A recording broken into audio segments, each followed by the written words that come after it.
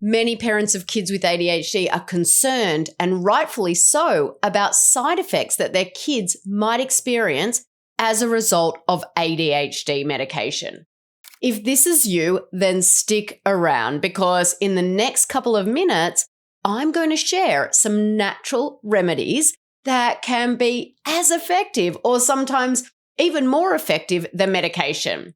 I'm Dana Kay here, your ADHD health and nutrition practitioner, and I work with families all across the country in the USA, helping them to reduce ADHD symptoms using natural strategies.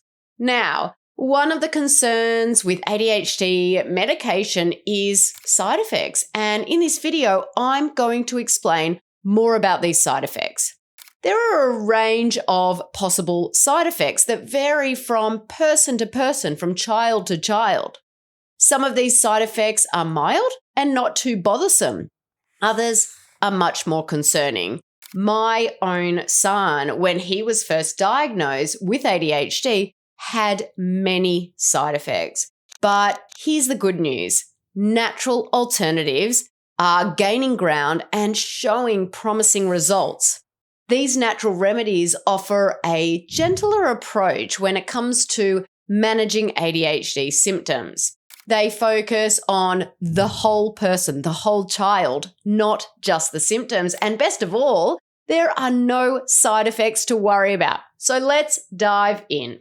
Now, attention deficit hyperactivity disorder, or ADHD, is a neurodevelopmental condition that affects both children and adults. It's categorized by symptoms that include difficulty maintaining attention, hyperactivity, and impulsive behavior. Now, these symptoms often lead to a lot of challenges in things like academic performance, social interaction, and really everyday functioning, making tasks that require that sustained focus or those organizational skills particularly difficult. Many parents have told me that when their kids were diagnosed with ADHD, they were only given one treatment option from their child's doctor. And guess what that was? Medication. Now, that was definitely the case with my son when he was first diagnosed. That was the only thing that was even mentioned to us. So imagine how disappointed I was when medication after medication kept creating these terrible side effects that sometimes were even worse than the original ADHD symptoms. Now, I am not against medication. There's definitely a time and place for it, but it should not be the only option provided to parents, and it should not be the first port of call either. Not when there are other effective strategies that don't come with as many side effects. Now, there are two primary types of medication commonly prescribed for managing ADHD. We've got our stimulants and our non-stimulant medication. Stimulants boost the levels of certain neurotransmitters in the brain, such as dopamine and norepinephrine. And some of these examples include amphetamines such as Adderall, Adderall XR, and Vyvanse. And then we have methylphenidates like Ritalin, Concerta, and Dietary. Then we have our non-stimulant medications, and they're sometimes prescribed for individuals who may not respond well to those stimulants or experience adverse side effects. They work slightly differently in the brain compared to stimulants. Some examples include atomoxetine, which is known as Strattera, and guanfacine, known as Intuniv, and clonidine, known as Capvey.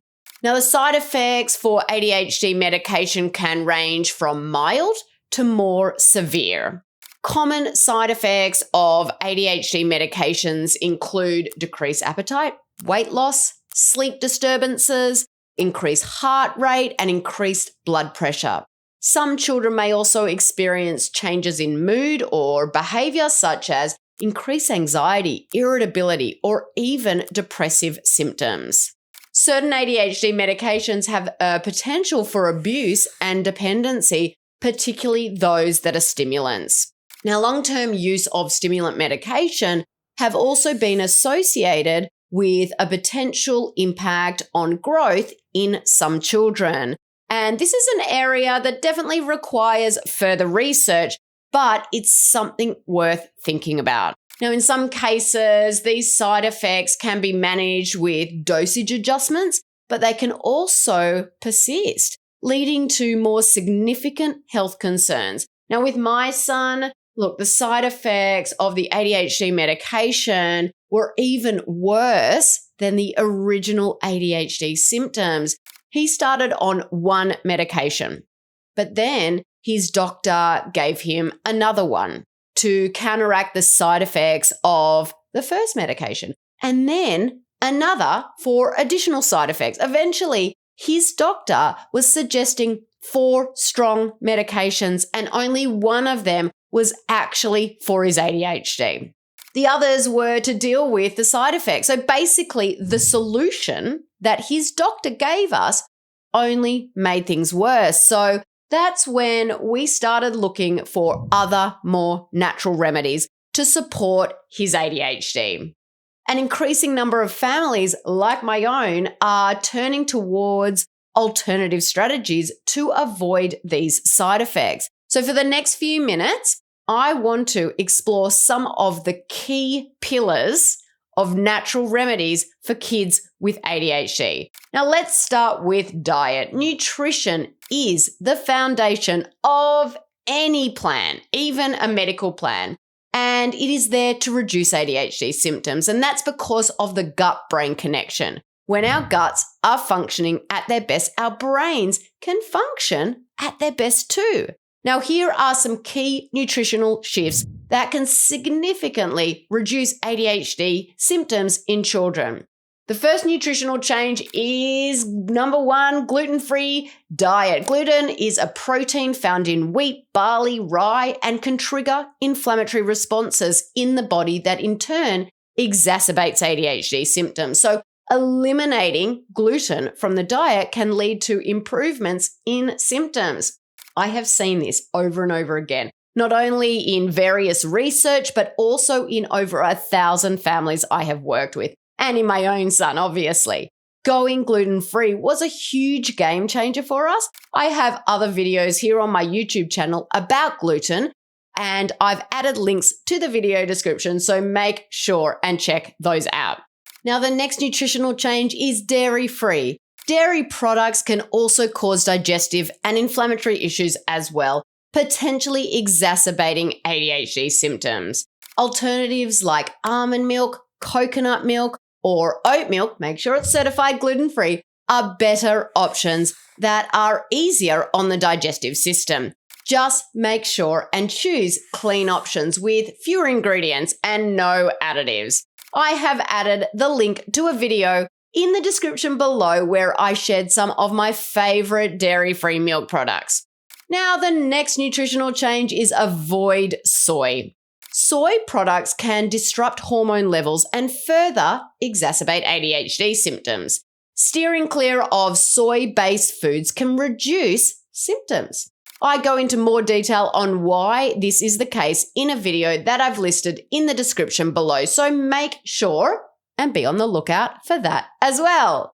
Now, nutritional change number 4 is no artificial flavors and colors or dyes.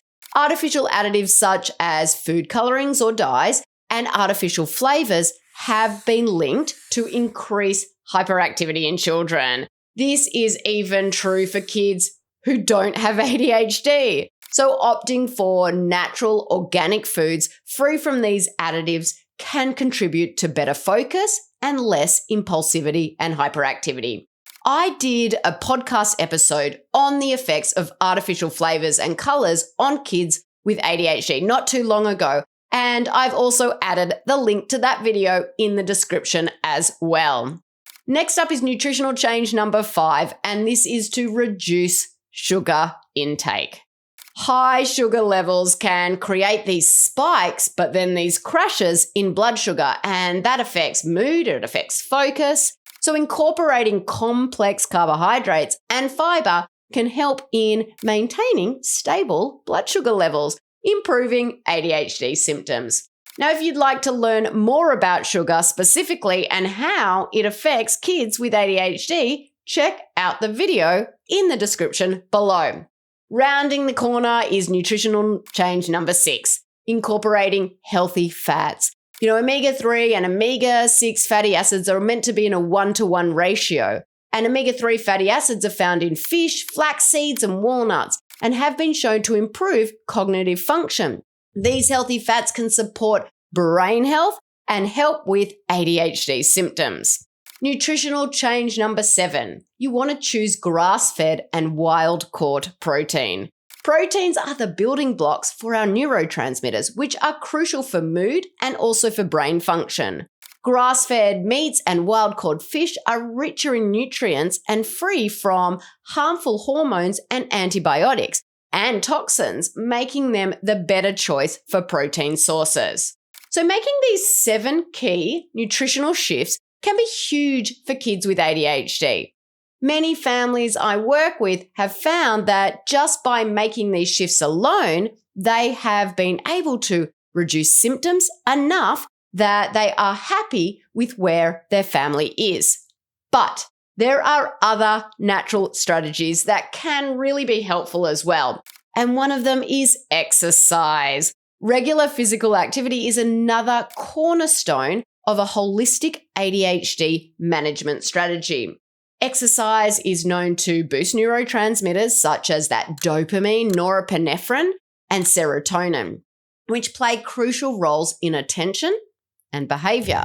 So activities that encourage focus and discipline, like martial arts, yoga, or team sports, can be especially beneficial for individuals with ADHD, offering both physical and mental health benefits. Now, to learn more about how exercise can help kids with ADHD, you guessed it, I've got another video in the description below. Make sure you check that out. Another natural approach that many families find helpful is cognitive behavioral therapy and other forms of behavioral therapy that can provide valuable tools for managing ADHD symptoms. Now, these therapies focus on developing coping strategies, organizational skills, and social interaction techniques for our kiddos. They also offer just a space for individuals to really understand their behaviors and to understand their emotions better. And this helps with self-esteem, with emotional regulation as well. Next up, another key natural remedy for ADHD is supplementation. Now, when talking about supplements, it's essential to remember that there is no one-size-fits-all supplement that is going to fix ADHD. Every child is a bio-individual and unique and will need different things. But supplements, when paired with dietary changes and other natural strategies, can make a massive difference in kids with ADHD. So, you might be wondering, which supplements are best for ADHD? Now, ideally, if you can, I recommend you look into functional lab testing before supplementation. This really ensures that providing your child, you're going to provide them exactly those vitamins and those minerals that they actually need. I've included a link to a video in the description below where I explain my absolute favorite functional lab test for kids with ADHD. So make sure and check that out. Now, that being said, I know not everyone can afford the functional lab testing first. So the following are my 3 favorite supplements that are really good for just about everyone, but especially good for most kids with ADHD. And the first one is omega-3 fatty acids. A good quality fish oil for omega-3 fatty acids can be beneficial for children with ADHD. Now, omega-3 and omega-6 fatty acids, they are polyunsaturated fatty acids that our bodies cannot make on their own. And that means that the only way we obtain these types of fats is through our diet or through supplementation. Omega-3 fatty acids can be found in oily fish like salmon, trout, mackerel, tuna, and sardines. Also nuts like almonds, walnuts, hazelnuts, and pecans, and seeds like chia, flax, and pumpkin seeds. Omega-6 fatty acids are found in many plant-based oils. Now, as I mentioned earlier, omega-3 and omega-6 fatty acids are meant to be in a 1-to-1 ratio in the body. Unfortunately, due to the Western diet, the amount of omega-6 in our bodies has reached unprecedented proportions, and it unfortunately results in inflammation. It results in blood pressure issues and heart disorders. By contrast, though, omega-3, which comes from a Mediterranean diet, is typically extremely low in Americans. And this deficiency of omega-3 fatty acids is correlated to ADHD in children. Paul Montgomery, who is a researcher at the University of Oxford in England, gave school-aged children fish oil supplementation for 3 months to help really boost their omega-3 intake. Now, at the end of that time, he found that taking those supplements actually showed improvement in behavior as well as in reading and spelling. He concluded in pediatrics that a lack of certain polyunsaturated fatty acids may contribute to dyslexia and attention deficit hyperactivity disorder, or as we know it, ADHD. Research suggests this deficiency in omega-3 fatty acids can be improved by incorporating foods that naturally contain fatty acids such as fish and nuts. Unfortunately, many children refuse to eat these types of food, preferring to stick with other more kid-friendly dishes. Because of this, supplementation is often helpful. The next one is probiotics, and the brain has many areas that are involved in gut function, but one of the main areas is the frontal lobe. And the frontal lobe talks to the gut via two-way chemical messengers and nerve branches. It's involved in things like attention, focus, executive function, planning, organizing, and problem solving, all of which are common symptoms of many of our children with ADHD. When we actually ensure that our children's guts are functioning well, we simultaneously ensure their frontal lobes are functioning well too. And that's why probiotics can be so beneficial for children with ADHD. Probiotics can be found naturally in foods like kombucha, dark chocolate, and fermented foods, but they also come in supplement form. Research shows that taking probiotics that contain a certain type of gut bacteria can reduce inflammation in the body, the brain, and the gut. It can help detoxify. It can reduce anxiety, improve mood, but also protect the body against the damaging mental and physical effects of stress. Now, I've got a more in-depth video about my absolute favorite probiotic in the show notes, so make sure and check that out as well. I think you'd find it really, really helpful. And number 3 is magnesium. Magnesium is used in over 300 biochemical processes in the body. That's a lot. And it's an important element that supports muscles. It helps relaxation. It aids in restful sleep. It keeps our hormones balanced. It keeps our heartbeat steady. It regulates blood glucose levels. And it also aids in the production of energy. So you can see it's really, really important. Stress depletes magnesium levels. So if a child is already low in magnesium and they experience stress, that anxiety can make their magnesium levels even lower. And it's like this sort of vicious cycle, but one that can be supported through eating magnesium-rich foods like spinach, asparagus, cabbage, avocado, bananas, seeds, nuts, peas, broccoli, dark chocolate, or even oily fish. But it also can be supported through supplementation. And many parents find that magnesium makes a surprising difference to their kids' anxiety or depression. It aids in their sleep, and it also reduces hyperactivity. Research actually suggests that children with ADHD often have low magnesium levels, and using supplements can really have that great calming effect on their behavior. It can reduce their insomnia, their agitation, and even muscle cramps. Now, with magnesium, it's important to remember that it can actually take a couple of weeks to even a month to build up in the body. So don't expect immediate results. Now, these 3 supplements, so we've got omegas, magnesium, and a probiotic, are my favorite for kids with ADHD. But as with any supplement, it's essential to consult with a healthcare provider before starting any supplement regime, as they can provide guidance on the appropriate types and dosages based on individual needs. Now, behavioral strategies and lifestyle changes are really, really important as well. So we're going to talk about some of those lifestyle changes that families can make that can really help with the day-to-day challenges of living with ADHD. Establishing a consistent routine is one of the most effective strategies for families of kids with ADHD. These routines provide a sense of security, predictability that can really be helpful for children with ADHD to help them thrive. So incorporating mindfulness practices such as meditation or deep breathing exercises can also be incredibly beneficial. Teaching children how to center themselves can really help manage stress in the moment.